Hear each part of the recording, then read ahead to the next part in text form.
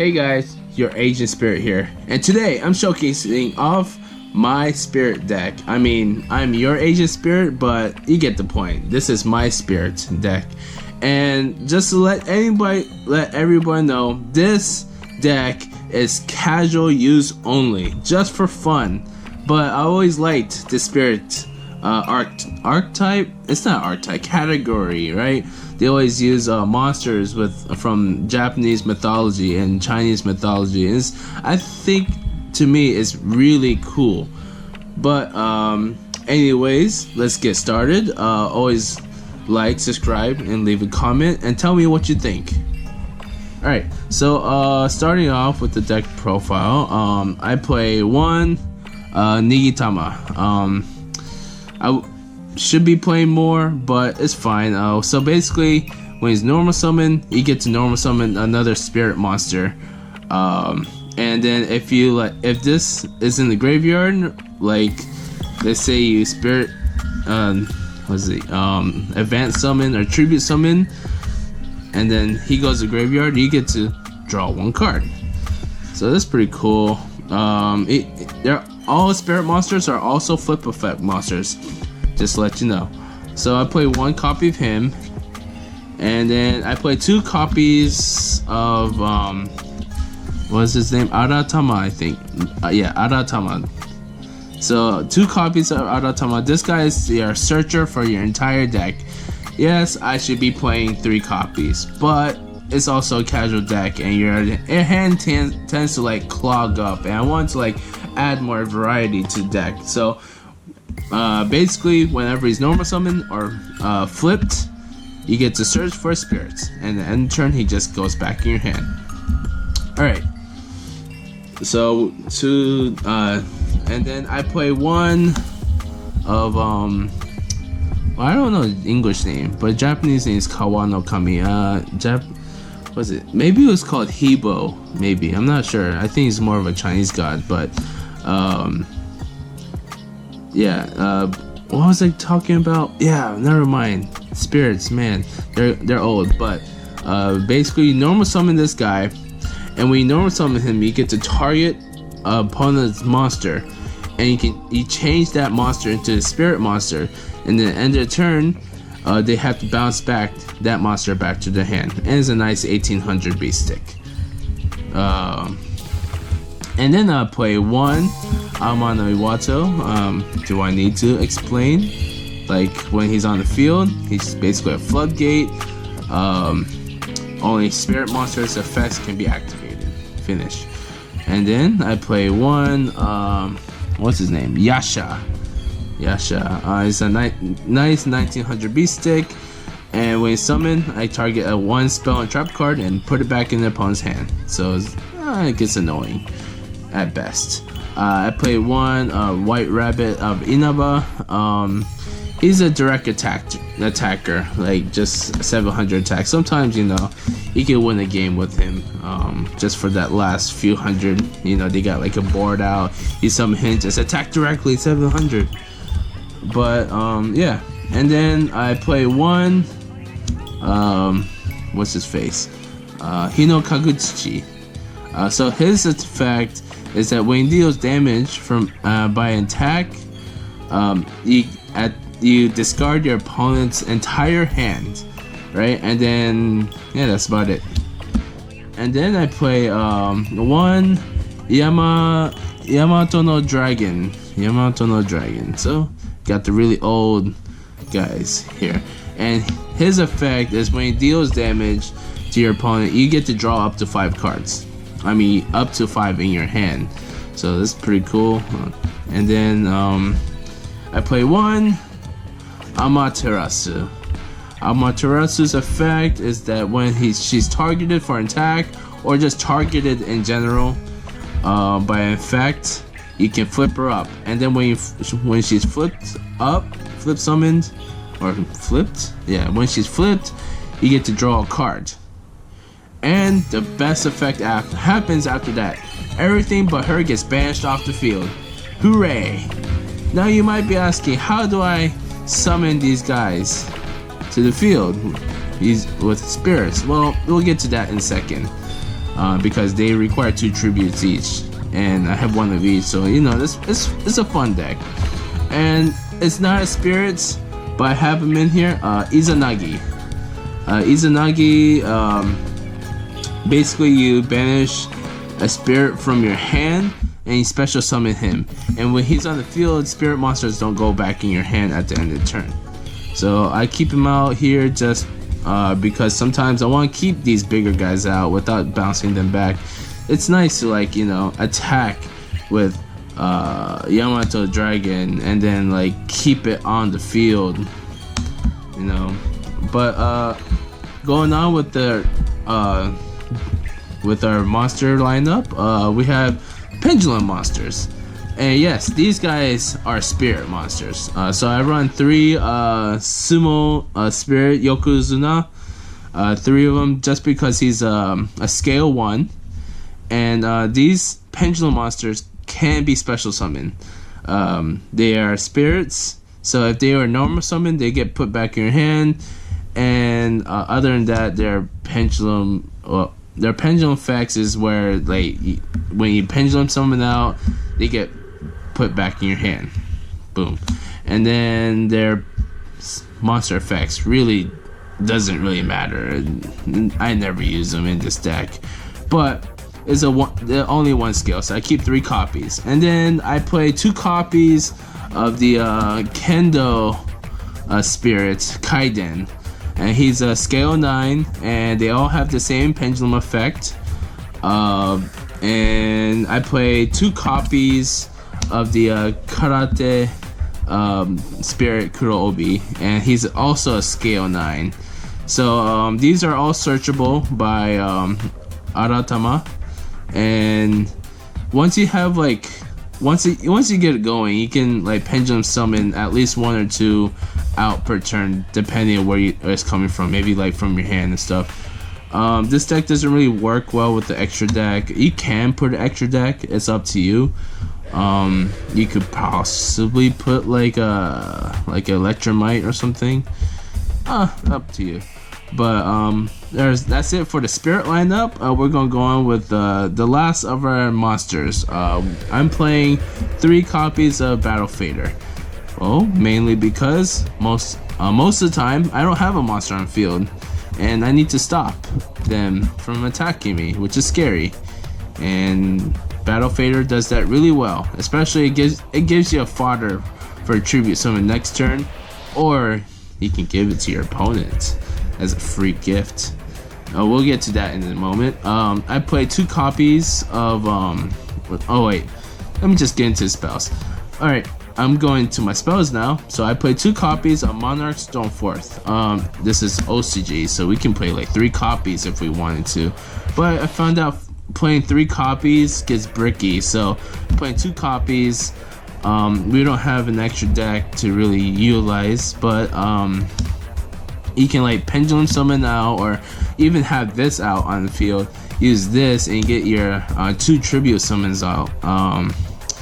If you want, you can replace these with Mausoleum of the Emperor. I was thinking about maybe taking 1 out and put Mausoleum of the Emperor. We'll see.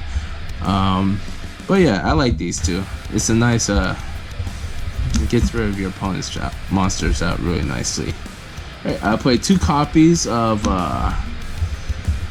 what's Creature Swap. Yeah, Creature Swap. It doesn't target, so a lot of times I like to like take out my opponent's monster, maybe tribute it, or like, I don't know, or yeah, basically tribute it, or like attack over the monsters, and then they'll have like 1 monster and they'll be forced to give me that 1 monster. And then when your opponent like has your spirit monster, at the end of the turn it comes back to your hand, so it's like a free monster on your field. So there's 2 creature swaps. And then I play this old card, 3 Magic Box of Death. I'm not really sure what's the English name, I forget. But this is also free. You target 1 of your own cards and target your opponent's card, and basically you destroy your opponent's monster and you give him your own monster. And of course we're playing spirits here, So at the end of the turn, they get bounced back to your hand. Alright, I'm playing one black hole. Or dark hole, sorry. Japanese name is black hole. One dark hole. I was playing more, but I wanted to play something more spicy, you know? So, there you go, board wipe. Except it's mostly your opponent's board and not really your own board, so you don't really need Raigeki. I play one copy of it, a spirit power spot, just because Shinobird's power spot gives a 500 boost to your spirits, so even your 700 Inaba White Rabbit attacker becomes 1300, becomes a 1300 direct attacker, and it's pretty cool.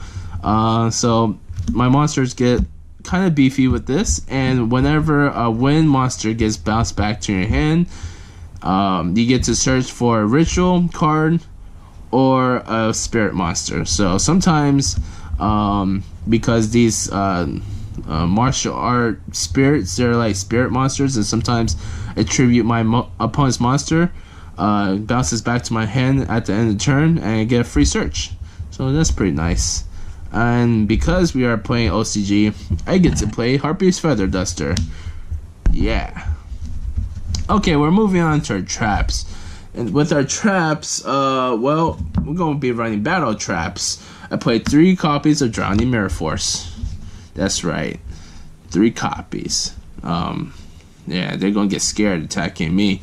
So basically, you don't have a board most of the time. So you just set this past it. They think you're harmless. They attack into you. You flip it up. All their monsters go back in your deck. Done deal. Alright, of course you can't just win off of that, so I played 2 copies of Magic Cylinder. Well, it does a lot of damage and catches people off guard. They think you used up all your wave force, or that's the Japanese name, sorry, drowning wave force, and then you hit them with that Magic Cylinder, and they're like, no! Okay, enough of that. I played 2 copies of Spirit Healing, or that's the Japanese name for it at least. Shinobird Healing as a nice spirit support card, where if a spirit monster at the end turn bounces back to your hand, you can target a card and destroy it. And his other effect is you can banish a spirit monster from your graveyard, and you can end battle phase. That's it. It's a nice protection for spirits. You can only control 1 on the field at a time, so I have 2. And then I play 1 copy of this Yugi card that Yugi played in his deck. Basically, you gain an effect of a spell card if it only targets 1 player. Which that means is that, let's say like if you play Part of Desires, it only targets yourself. You banish 10 cards, right? And then if you activate this in response to your opponent's Part of Desires, they banish 10 cards and you get the 2 draws. Or if you activate this in response to your opponent's Part of Duality, they can't get the normal summon, but you get to excavate. It doesn't work on things like Upstart Goblin because that requires 2 players. You give your opponent 1,000 life points and they draw a card. No, that doesn't work with this. But it's a nice little gimmick and catches people off guard, and I like it. Took me a little bit to find this card. It's pretty old and there's no like recent reprints. And the last trap card we play is this. I don't even know the English name for this. It's like, it's a scale? Yeah, it's a scale, obviously. It's that, solemn scale thing. I don't know the name. Let me know in the, comments down below. But what it does is that if your opponent controls more monsters or more cards on field than you, and you basically draw the difference between what they have on the field and in their hand versus what you have on the field and in their hand. So it works out, but a lot of times, because you are just like basically searching every turn with Aratama, your hand tends to get big. So I was playing this at more copies, but I think 1 is enough. It doesn't really come up that much, unfortunately, but yeah, it's a nice deck.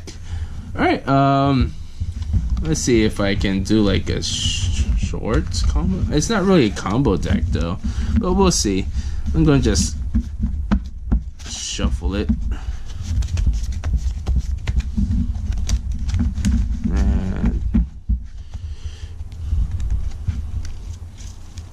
okay, it's nice and shuffled. And let's see if I can get a nice hand here. Okay, we got that guy. We always want to go second with this deck. Keep that in mind. Never go first. Alright, we got two-way forces. That's pretty cool. And then, since we're going second, just draw another card. And yeah, it's not a great hand, but we'll see.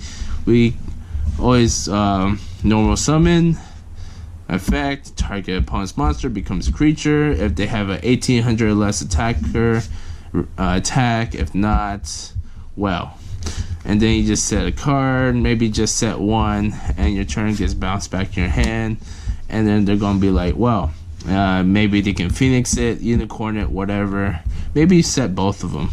There we go, set both of them. Alright, cool. Opponent's turn happens, they probably pop one off field, they see it, they're like, oh shit, we shouldn't like attack them. But they attack anyway, and all their monsters gets bounced back. Cool. And then my turn comes around, and well, I either can release someone's monsters or go for this play again. Who knows? But it works better when you have Aratama in your hand. I wanted to put more traps in this deck, but let's try that one more time before we end the video. Oh, cool. Yeah. Oh, actually, I drew too many, right? Okay, that's 5. Whoops. Okay. So this is 5 cards. Then we go second, and we have a brick. Well, we can set these 2 cards down, and your turn. You almost always will never have monsters out anyway, so you know, catch them off guard with this and this. Maybe if you get like a +1 or 2 with this, that's pretty good. You can survive a few more turns, and then like it starts working out like mid to late game.